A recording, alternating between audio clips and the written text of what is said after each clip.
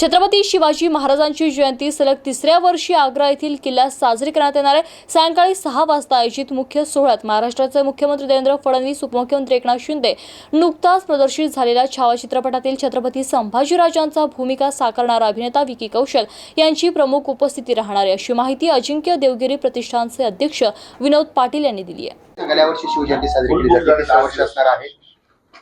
निश्चित हे तिसरं वर्ष आहे आणि सर्वांना आनंद आहे, सर्व शिवभक्तांना आनंद आहे। या वर्षीचं वैशिष्ट्य म्हणजे छत्रपती शिवाजी महाराज आणि आग्र्याचा जो इतिहास आहे की महाराज किल्ल्यामध्ये कोणकोणत्या ठिकाणी थांबले, वावरले, त्या प्रत्येक स्थळाचा उजाळा देण्यासाठी आमचा प्रयत्न आहे। मागच्या 2 वर्ष दिवाणी आममध्ये आपल्या सर्वांच्या साक्षीने कार्यक्रम केला।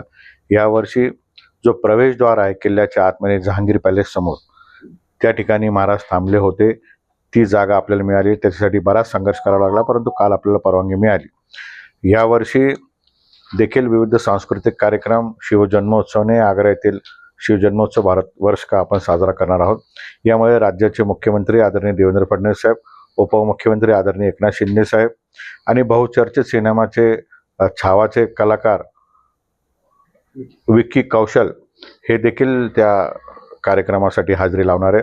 तसेच राज्यातील विविध मान्यवर देखील या कार्यक्रमाला हजेरी लावणार आहे। तर मी सर्वांना आवाहन करतो, विनंती करतो की डिजिटली आपण सर्वांनी या कार्यक्रमाने सहभागी व्हावं। मागच्या वर्षात 3 कोटीपेक्षा अधिक शिवभक्त सामील झाले होते। यावेळेस तो आकडा वाढून संपूर्ण भारतातील, देशातील, बाहेर असलेल्या सर्व शिवभक्तांनी या शिवजयंतीमध्ये सामील व्हावं।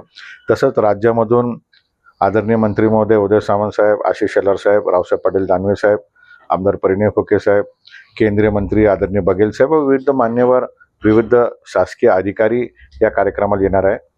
आम्ही सर्वांना विनंती करतो, आपण सर्वांनी डिजिटली या शिवजयंतीमध्ये सहभागी व्हावे।